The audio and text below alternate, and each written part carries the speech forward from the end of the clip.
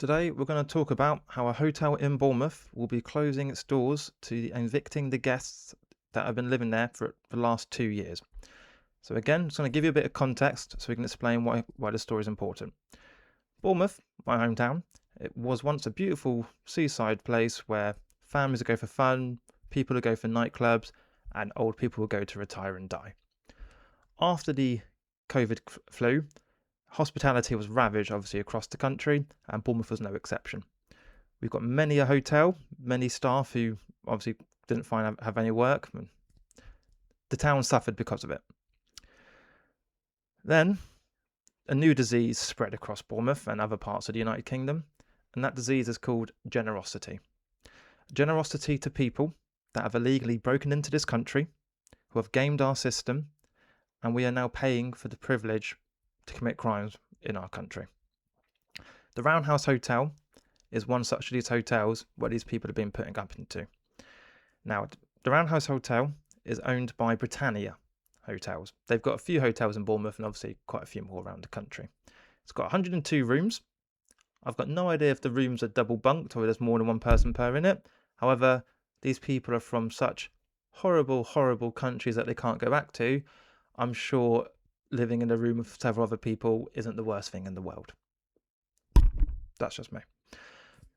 So, another thing to mention as well, there are 3 main hotels in Bournemouth that are housing asylum seekers. The Chine Hotel over by Boscombe Pier, Roundhouse Hotel, and the Britannia Hotel. Now, this has been for the last about 2 years or so. Across those 2 years, up until about middle of 2025, 116 criminal charges have been brought against 51 different asylum seekers. So, as you can tell, when you sort of go somewhere and you're sort of a guest, you're usually in your very best behaviour. If this is their best behaviour, then it's probably a good thing that these hotels are closing. So we're just going to go through the story about this hotel, and then I'm going to go through some of the best and brightest of these guests and how they've been acting within Bournemouth. So, firstly, hotel to stop housing asylum seekers, MP says, and this is provided by BBC News. Usually they write drivel, but sometimes they are just factually right. So that's it. So you can see there the actual Roundhouse Hotel. The Roundhouse Hotel is actually in a pretty nice spot. I mean, it's in the arse end of Bournemouth, Lansdowne. However, it's about a 10-minute walk to the station, 10-minute walk to the beach, and a 10-minute walk to the city centre. So if you are a tourist, it was an all right place to go to. So as you can see there's a bunch of people out the front who've been protesting there sort of every Friday night for the last few years. That's the Bournemouth Patriot group. So, hi guys. And also, if you like them, go find them on Facebook. They're there and they're quite active. Jesus is King. Always good to see. So, it just says here, the hotel will stop being used to house asylum seekers as part of the government's plans to reduce reliance on the facilities, the MP said. The MP being Jessica Toll, who is the MP of Bournemouth West. So the Roundhouse isn't actually in her constituency. The constituency belongs to is Bournemouth East, and that is Tom Hayes MP, who you can never get a reply from, and he's too busy just fawning over LGBT crap. So he doesn't really bother about this. But essentially, they're just confirming that in October of 2026, it is expected that this hotel will be asylum seeker free, and it plans to start opening itself to commercial and public use again. Mind you, if anyone uses this hotel after what they've done, you're just as bad as they are. So yeah, that's it. So that's the story. This hotel is closing, but the Britannia and the Chine will still be housing people as far as we can tell. So since people's memories are quite short, what I'm going to do is I'm just going to go through some of the asylum seekers that we've had the pleasure of paying to be here, and how they've acted within Bournemouth. Because there might be some people out there saying, oh, it's a terrible thing that, for these asylum seekers, and it's a terrible thing that, this hotel won't be housing them anymore. Once we get through these stories, if you haven't changed your mind, you're just a wrong'un. So, starting with number 1. Man who killed Bournemouth DJ had Serbian murder conviction. So I'm not going to read this guy's name because it's a stupid name. But essentially, this guy came to the United Kingdom. He said he was 15 years old. We put him in accommodation, and we even put him in one of our schools with our children. He got into an altercation with a British gentleman. I don't think it wasn't British. No, anyway, he got into an altercation with a gentleman over an e-scooter and killed him. During that investigation, they then found that this person wasn't 15 at all, and that he was actually wanted for 2 murders in Serbia. This is the sort of person that we welcomed with open arms, gave money to, put around our children, and then obviously the kindness was repaid by murder. So that was a good start. That was January 2025, this article was written. So let's go on to the next one. 2 men jailed for involvement in Bournemouth stabbing. Now, hopefully, some of you remember, there was a big knife fight outside Bournemouth College. That's about, just under 2 years ago. I actually know because I was actually working around the corner at the time. And at the time, there was a lot of gossip and a lot of crap being said. Like, oh, it's groups of kids who are trying to stab each other. Oh, the youth of today are terrible. Oh, what can we do about it? Bournemouth Echo wrote 5 articles about this. It was actually the first video I was going to make, but I didn't post it because my mate said it was rubbish. In those 5 articles, not once did they actually mention that the 2 men who had been convicted were actually staying at the Roundhouse Hotel. In this article, they say of no fixed abode. Both of them of no fixed abode. In previous articles, Bournemouth Echo actually said that they're of the road that the Roundhouse Hotel was on. Not once mentioned they were asylum seekers. They were convicted for it because people got injured. Again, that's generosity rewarded. Oh, just to be clear, the 2 groups of people involved in that knife fight, all migrants. Not a single British person was involved. Turkish asylum seeker stabbed man with broken bottle. This one, very easy story. This Dinlo went out, got drunk, can't handle his drink, was around like that, the strip where Old Christchurch Road where Camel is. Smashed a bottle against the wall, and then just stabbed some random person in the back. That was it. No provocation, no previous relationship, just can't handle his drink, I'm going to stab someone. Again, generosity rewarded. Asylum seekers who chased Bournemouth hotel staff with knives jailed. These 2 people came back to the hotel around 6:20 a.m. They were either unhappy with the food available or there was no food available, got upset, got some knives, started chasing staff. They understand, biting the hand that feeds you? No, they don't bite the hand that feeds them. They chase it with a knife. So, again, generosity rewarded. Man attacked hotel staff and threatened to shoot police.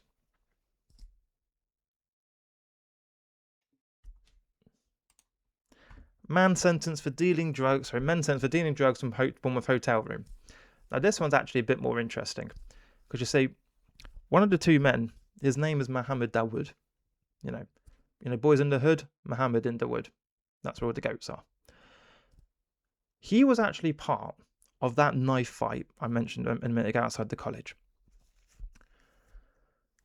He wasn't convicted, of course not. No. Only convict the ones that you definitely have to. Otherwise, people might get upset. He was then found in one of the little alleyways of Old Christchurch Road by the police, dealing drugs. They then go back and check his hotel room, and they find like 46 wraps, thousands of pounds of cash, weapons, basically, drug dealer's arsenal. Then he got convicted. So, first time he was involved in a knife fight. Second time, okay, since, we kind of have to convict you, I guess we have to then. So, warning signs were there, but hey, let's just wait a year and then arrest him. Last but not least, asylum seeker who knocked out teen girl for rejecting him. Jailed. This was very recent. This was the element. I do apologize. I don't go clubbing anymore. Whatever that nightclub is, the super one, with the 2 floors and everything. Girl comes out of there with her friends, a bit drunk, I think. He walks up to her, as you do. The best girls are prey on are the drunk ones, obviously. She rejects him, so he knocks her out, literally unconscious. Again, generosity rewarded there. So I hope that's kind of jiggled your memory about what these kind of people are like and why we shouldn't have them in Bournemouth or anywhere in the United Kingdom. But it's good that we're getting less of them in Bournemouth. Now, onto the actual moving part of it. There's two choices of where these people are going to go. Now, the BBC article says they're going into basic accommodation, which they're saying is ex-military bases. Now, that sounds wonderful because the nearest military base I think we've got to Bournemouth is Bodmington, and that's an active military base. I'm not going to make any jokes about sending them there because people might try and get me nicked for it, so I'm not going to. But these military bases, if they're disused, they're usually more rural, they're out of the way, so good. Let's just, at least get rid of them. The problem with that is there are some military bases that are attached quite close to villages. Now, these villages, there's one, I think it's called Churley or somewhere. They've got 300 people living there. Now, the thing about these villages is these are the villages that the hobbits are based on. They just live quiet lives, probably never have a bad word of anybody. Let's be like, they're soft. They're very, very soft. One of them is going to have 1,000 migrants moving into the military base right next to them. They're going to be outnumbered 3-1. They're going to be essentially surrounded by these savages, because they are savages. They come from countries that are uncivilized, definition of savage, so we can say that. They're going to get fucked, let's be honest. Okay? And God forbid there's a good looking girl there. She's not going to have a good time. So these places are going to get swarmed, and well, they're going to be more. It's going to get bad. It's going to get bad. Now the alternative is to stick them into HMOs, houses of multiple occupancies. So you may know these are student houses, or you might just see sometimes these are just places, just a bunch of shared rooms. Let's say 6 to 8 people in a big HMO. Now there's two problems with HMOs. The first problem is for obviously the natives. When all these stories I just read to you happened, mostly they were happening in Bournemouth town centre, obviously near these hotels, because that's obviously where these people go. They go near to where they're based. It's easy to dissociate yourself from the news story because I don't go clubbing anymore, so I can't get stabbed in the back, or I can't get knocked out for rejecting a man's advances. But when they move into HMOs and these things start happening sort of in your neighbourhood, sort of actually close to where you are, where your kids walk to school, it's going to start to feel a lot more real to you. So when you've got these 6 to 8 people just hanging outside their houses, obviously, if they're terraced houses, semi-detached, you're next to somebody else's property as well. They're just hanging around, smoking their shishas or crappy cigarettes, drinking, staring at you as you walk past, maybe obviously shout at you.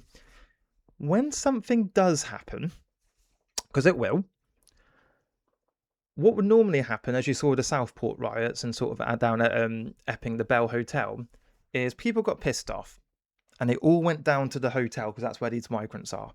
Now, these hotels are fortresses, okay?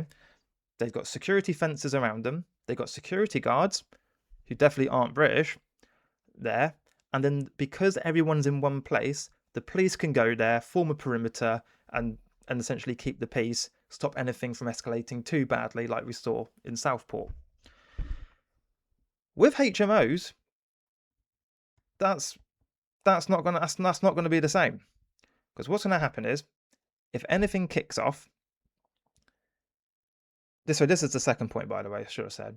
If anything kicks off, if local people get pissed, let's say some girl gets attacked. That girl's dad tells his mates. Now, his mates are local. His mates know this girl since she was a baby. There's going to be a lot of emotions, there's going to be a lot of feelings, and be a lot of anger. They don't need to go down to the hotel where the person was staying. They just need to go down to the end of the road at the HMO where that person's staying. The HMOs aren't fortresses. Closest thing, let's call them a keep at the very best. Motte and Bailey. Something. there's no security there. There's no security fences. And there sure as shit isn't going to be a line of policemen blocking the area.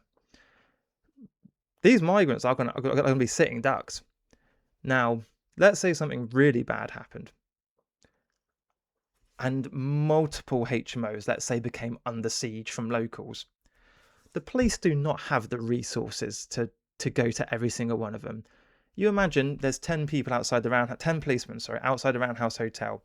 That's enough to say, this is a police presence, this is a line, do not cross it. And most law-abiding British people will just respect that sort of boundary of authority.